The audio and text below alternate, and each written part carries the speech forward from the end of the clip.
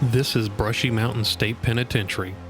Opened in 1896 and was a large maximum security prison in the town of Patras, Tennessee. Brushy Penitentiary is well known for holding one of the most hardened criminals of all time, James Earl Ray, the assassin of Martin Luther King Jr. In 1972, the prison was closed due to a prison guard strike from unsafe working conditions. Brushy Mountain reopened in 1976, then closed again in 2009. Today, the penitentiary is now used for a self-guided tour museum. So I ask you to come with me as we explore Brushy Mountain State Prison.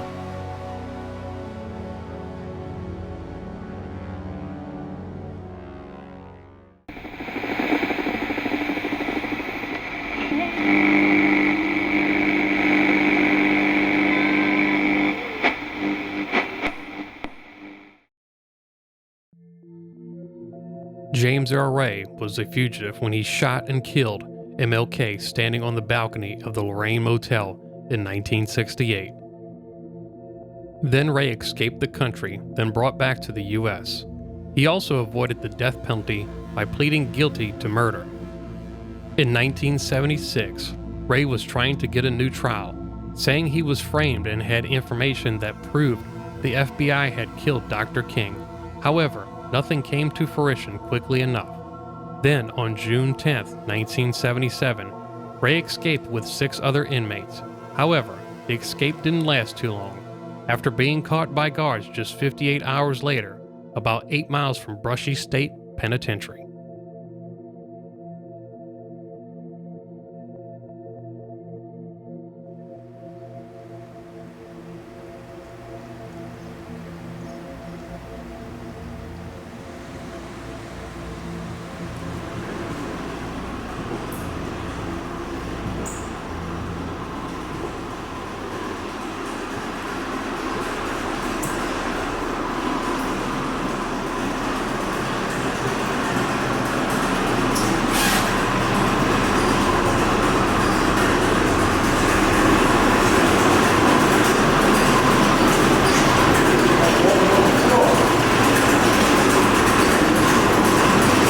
It's slippery.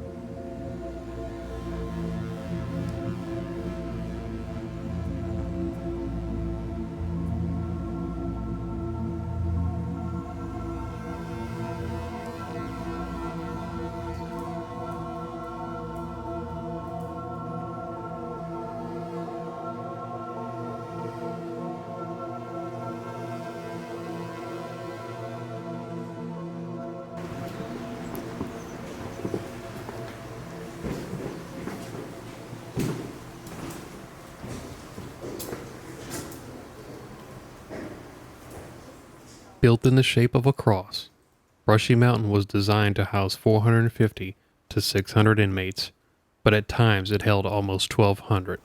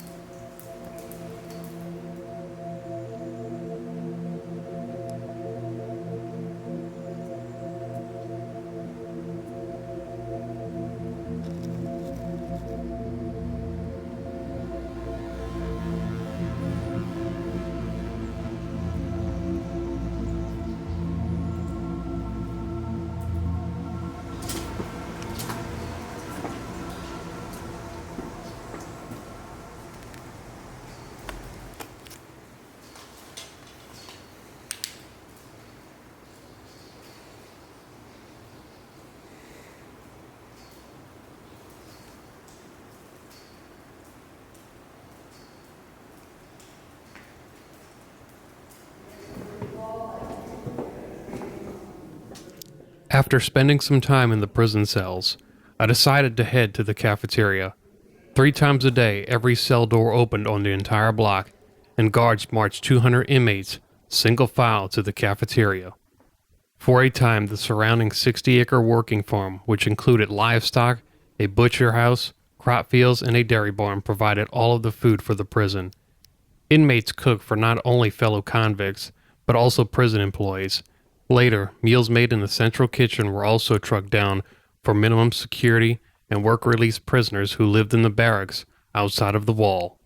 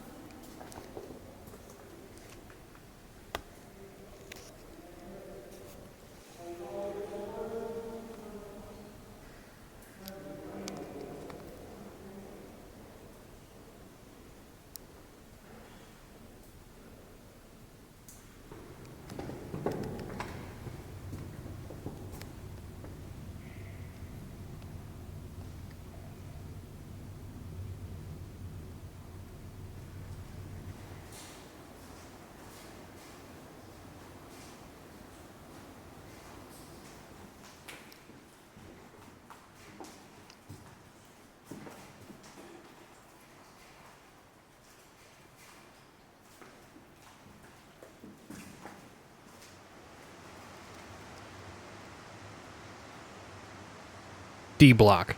Built in 1957, D Block was used as an isolation cell quarters for the prison's most difficult and deadly criminals. Dubbed the New Hole, after the hole built under the laundry was ostensibly shut down in the 1960s. D Block maximum security residents had more restrictions than inmates living on death row in Nashville. Prisoners were stripped of all privileges and possessions, except their uniforms and bedding. In reality, D Block was not a hole, just a smaller version of A and B, with 4 walks housing 8 single cells on each walk. The block had triple locks to prevent access to the other 3 walks. Despite the high security measures, D Block remained a constant site of violence and bloodshed until the new high security annex building opened up on the hill in 1989.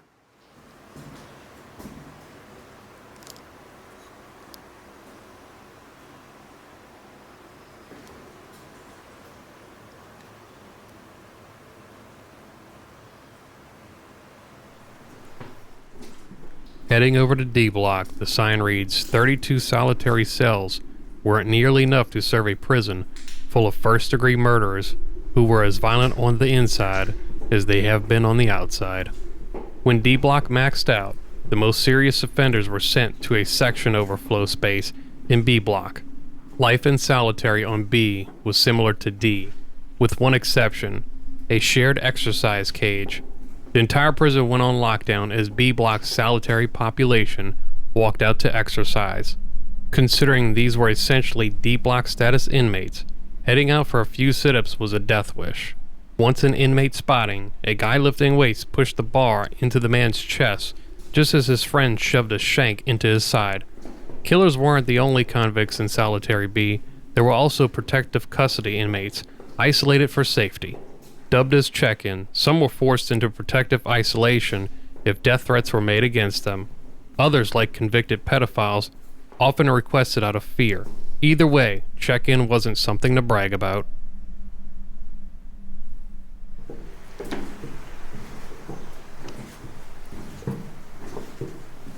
Danger on D Block, officer down.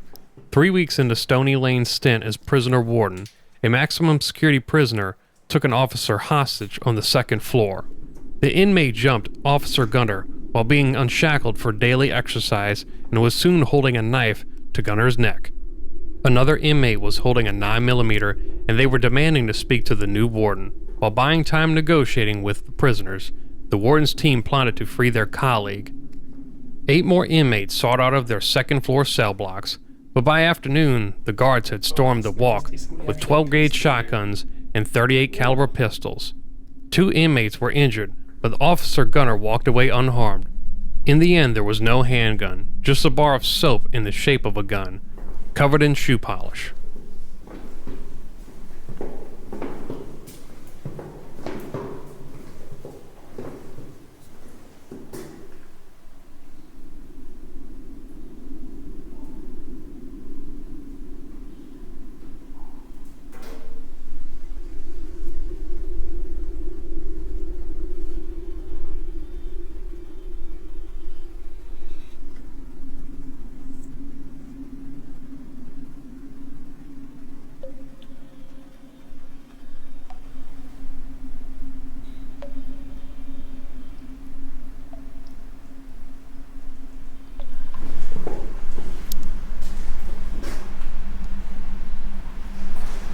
So I very seriously doubt this is going to work. Nope.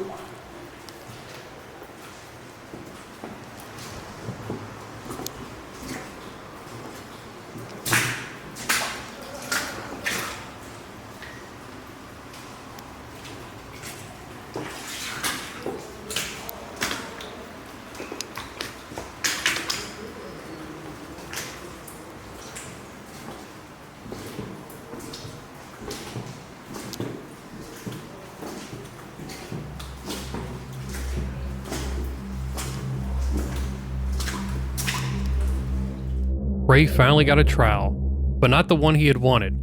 He was convicted of his escape from Brushy Mountain. The jury added another year to his sentence, and during the trial, he would eventually meet WBIR courtroom artist Anna Sandhu. Feelings between James Earl Ray and Anna Sandhu were mutual. I plan to marry James Why? because I love him a lot. But James Ray is a convicted murderer. How do Yes, you he feel is. about marrying a convicted murderer? Well, first of all, I know that James is innocent. And James Earl Ray will testify in public for the first time since the King assassination. Well, no, I'm just going to make, they give me permission to make an 1-hour statement about my activities, and I assume they'll cross-examine me, and that will be about it. In August 1978, he told the court that a man named Raoul framed him. His story went nowhere, and Ray went back to Brushy. In November of 1979, he tried to escape for a 4th time. 2 dummies were placed in the beds complete with human hair from the prison barber shop.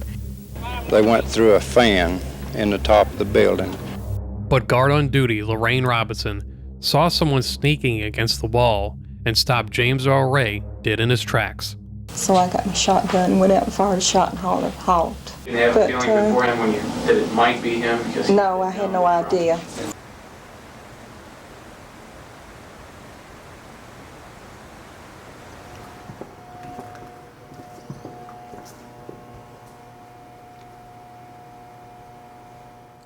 The laundry room.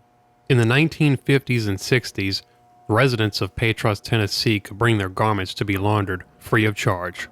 The laundry was also an easy place to conceal contraband.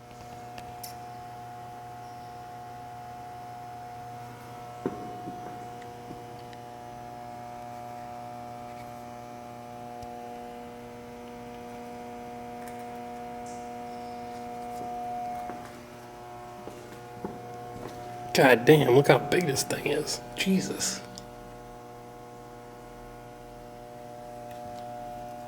That's what she said.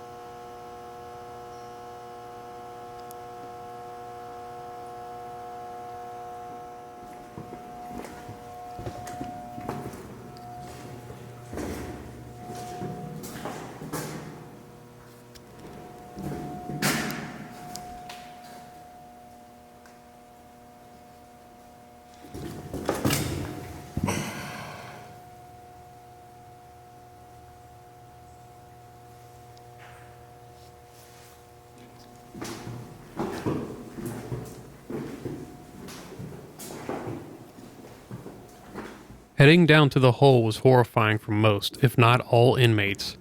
The hole housed inmates that were disobedient and dangerous. The hole was solitary confinement in a 6x3x8 space. In 1933, eventually the size of the hole increased by 4x8x10, which isn't saying much. It was a dreadful, dark dungeon.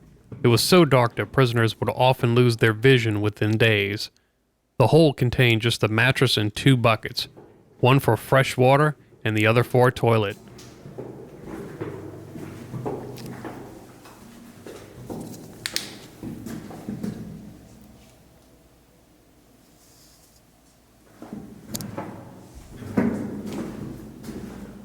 The writing on the wall you are seeing is tally marks written by a prisoner to keep track of the days past.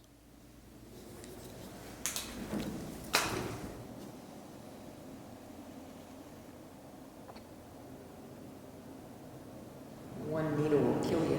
I just find that to be so cool. Are these like homemade or something? Yes, these were all made by prisoners.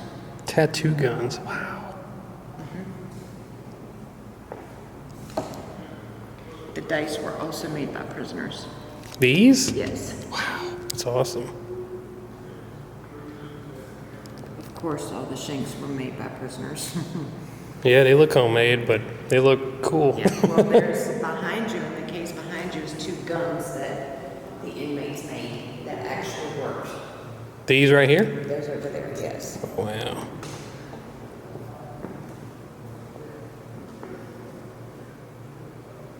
No kidding. Yeah. Somebody made that? Yes. Oh my god. That looks like a real gun ash. Wow. Oh, and they're hiding pills in the In the Bible. They were pretty clever back then. Hid stuff in dominoes. Wow. Yeah. Like I tell everybody, with that much time on your hands, I guess it's amazing what you can come up with. Are these heroin needles or just drugs? And Drugs in general, anything that they could get. Did the guards catch on to this kind of stuff? Yes. Yeah, could imagine. Man, they got clever, huh? Yeah. Wow. Mm-hmm.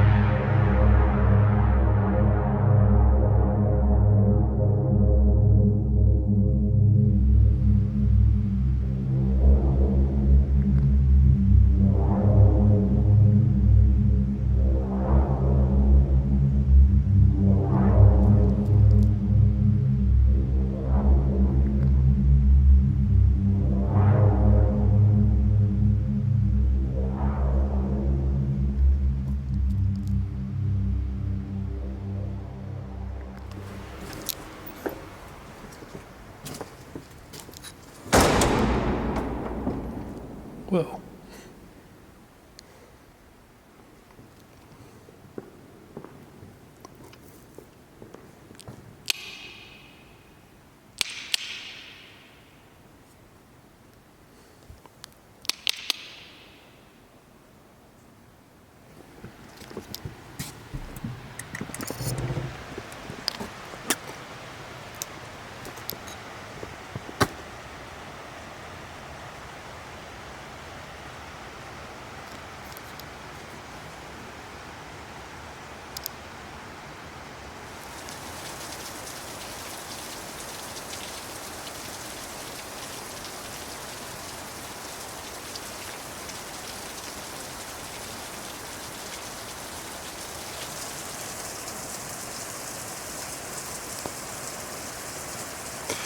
We in the clouds, y'all. We in the clouds. Now, I wonder what the hell is in that cave hole right there. What you are looking at right here is one of the blocked off abandoned mine shafts. Back in the early days of Brushy Mountain in the late 1800s, convicts were for rent. These mines were used not only to make money for the state, it allowed it to save money as well. All of this cheap convict labor took jobs of free coal miners. In the year of 1891, the miners fought back after years of corruption. Eventually, miners won the war against the state by banning the leasing of prisoners for coal mining.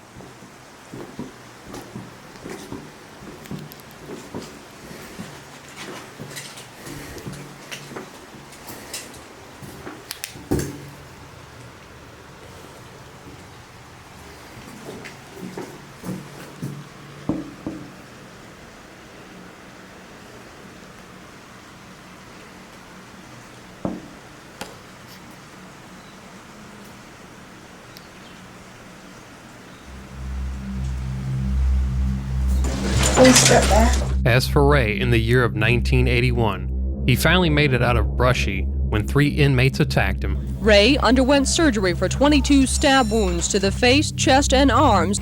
About 77, I think it was 77 sutures to close these wounds, but none of them were dangerous. Ray was lucky he survived, and the state of Tennessee sent him to the prison in Nashville. For almost a decade, he moved back and forth between the 2 prisons. During that time, he got a divorce from his wife, who told a different story about the MLK assassination. I said, James, you sound like the kind of person who could have really killed Dr. King. And he said, yeah, I did it. What if I did? Glad to meet you. In the year of 1998, he went back to prison in Nashville and died there. He died of kidney failure and liver disease at the age of 70 years old. Years after his death, his crimes, conspiracies, and many attempts of escape will always haunt the walls of Brushy Mountain Prison.